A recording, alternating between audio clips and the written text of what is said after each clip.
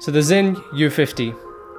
U stands for U-boat, which is a submarine, and 50 stands for 500 meters of depth rating. You probably just bought this watch, or perhaps you're looking into getting it, and you're in that phase of excitement of, I want to see what it's like to unbox it, because the unboxing is about 50% of the excitement when it comes to buying a new watch.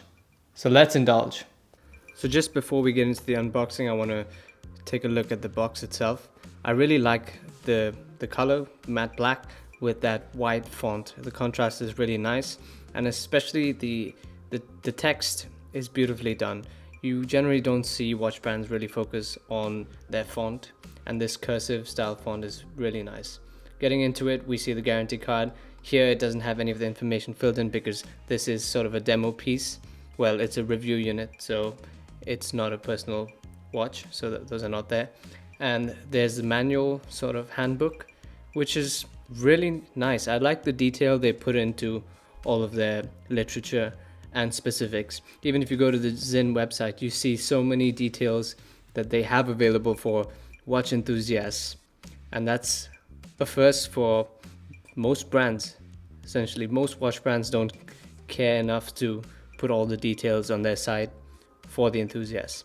Now the box itself, it has a really nice soft touch on the top, and the sides are hard and protective. Overall, it's a really nice presentation. And getting into the box, another key detail is if you just take a look at the top, the engraving of Sinn in all black. I think that's quite nice. So here's the watch itself. It's already on my wrist, as you can see, and I've put it on a NATO, well, a standard time NATO, link in description, but that's only because I haven't sized the bracelet or the silicone strap yet. Now, this is the Sinn silicone bracelet with the deploy-in clasp, which is fantastic, but it's unsized, and I'm yet to size it. You'll see all of this in the review. I've also got the H-Link metal bracelet. So when you purchase this piece, you have the option of selecting a leather band, a silicone band, or the metal bracelet, the H-Link bracelet. Now the H-Link bracelet and this silicone band cost the exact same. So this is actually a fairly expensive silicone band, and it is up to standard. It's really high quality and the clasp is fantastic. To clarify, this is the first impressions video. This is not a review because I've not spent all that much time with this piece, and I'm gonna get to spend a lot more time with it and expect reviews coming on the channel. Sinn sent this watch in for review, so this is not sponsored, not paid or anything. I have to send the watch back, of course.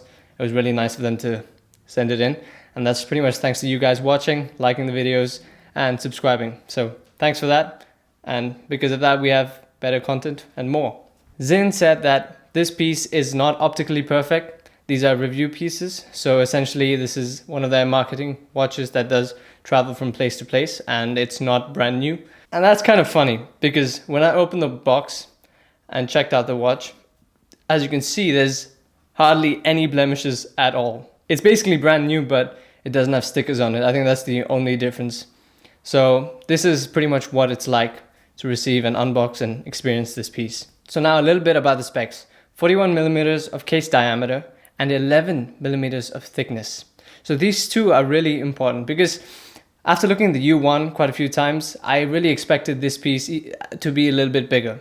The U1 is 44 and this is 41, but it really does wear smaller than you'd expect, or at least you'd expect if you have seen the U1 and not this piece.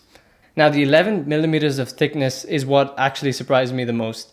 I would really not have expected it to be this thin despite reading about it. The crystal on top is absolutely flat, and the case back of the movement is for the most part also quite flat, and this lends the watch to be really thin on the wrist. Even on a NATO you can see that it's quite thin and it would easily slide under the cuff.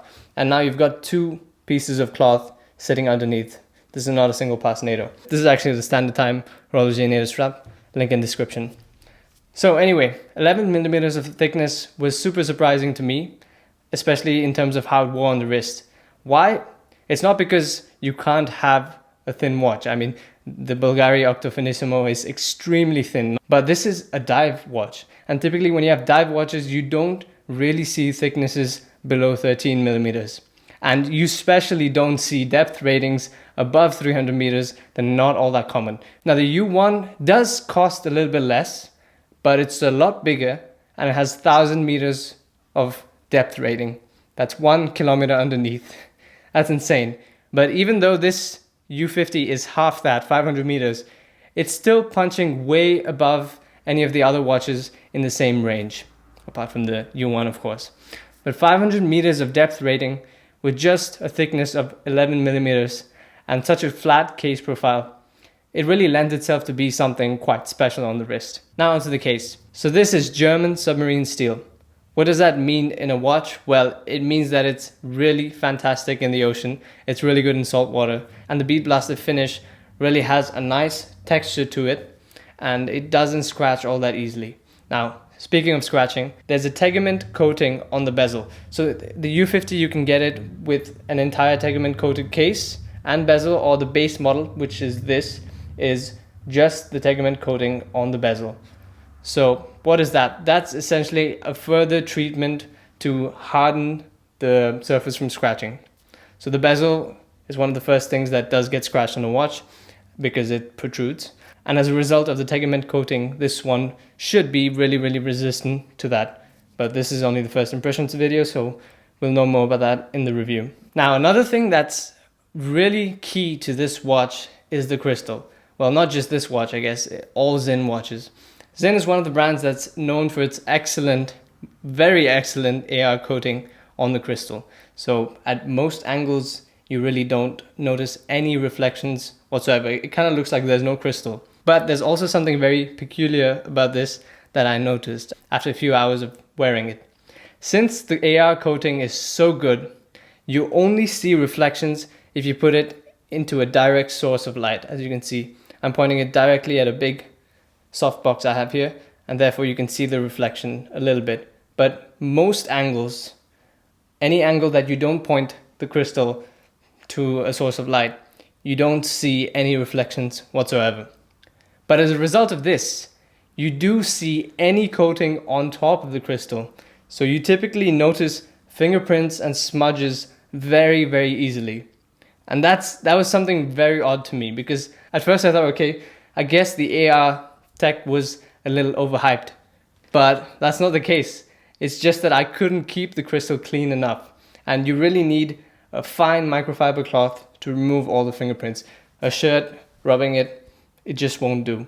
But when you've got them off, it's fantastic to look at. So those are some brief first impressions. That's pretty much it for this video. Stay subscribed and thanks for watching. See you in the full review. Cheers.